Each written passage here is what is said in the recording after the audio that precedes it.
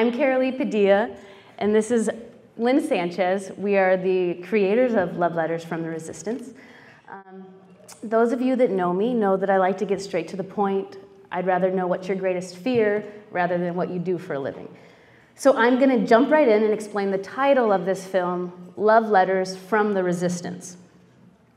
While I was pregnant with our daughter Amelie, I would walk as much as possible, and I would find places in the woods to go sneak away and play guitar and sing, and ultimately wrote 3 songs.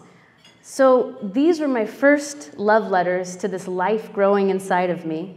My songs became love letters to our daughter.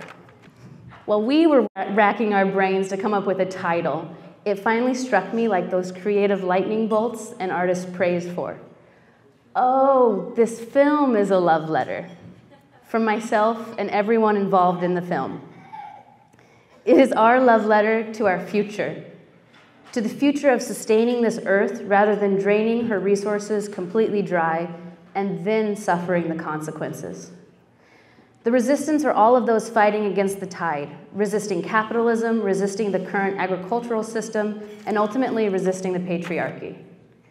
So this is our love letter to all of humanity, an expression of why we need to resist the current systems in place. I was inspired to work with as many women as possible in creating this film, and it has become ironic how similar women filmmakers are to women farmers. You don't hear about us or see many of us in mainstream society. Well, here's a film about 8 women in agriculture, created solely by 2 female filmmakers, that proves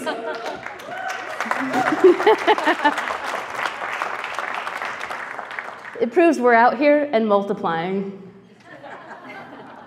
We're finding our voice together. And to add an extra dose of awesome, we were lucky enough to have 3 female animators to collaborate with. A graphic design teacher named Rebecca Herman, 2 of her incredible students, Peggy Reinke and Paige Jacobson. This collaboration has taken our film to a level that has surpassed our dreams. So thank you for your time and your attention.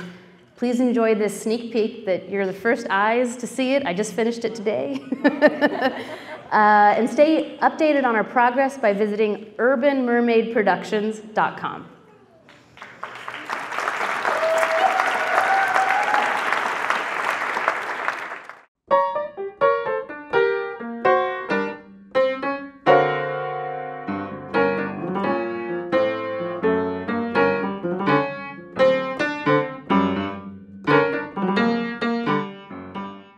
The connection between growing food and growing community, I think, starts with the soil.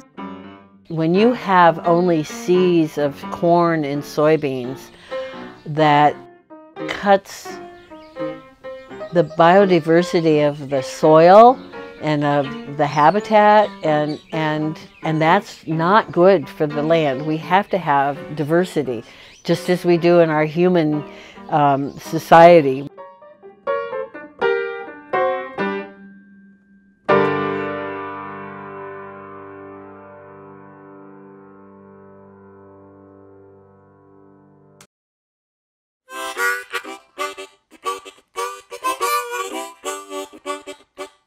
I've been talking a lot about being a soil midwife, or like really changing my mentality of who I am as a farmer.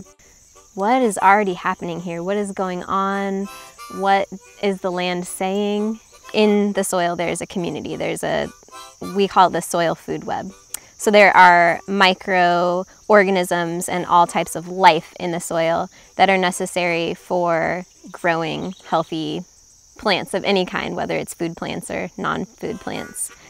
I think also that food is a place where we all come together to sort of rest and reconnect and feed our bodies, right? So as human beings, we need food to sustain.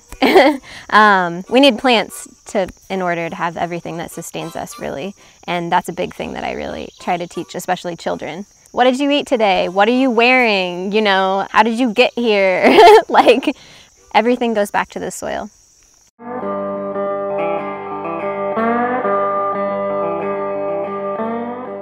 We feel very strongly about being stewards of the land. We have 17 acres, and we call it the biodiversity oasis.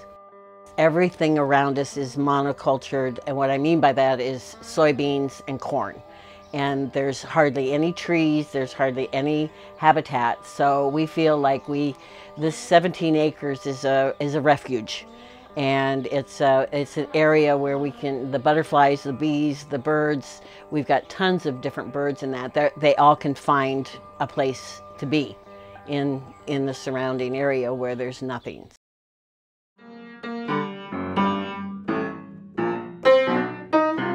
Iowa Farm is an organic vegetable farm.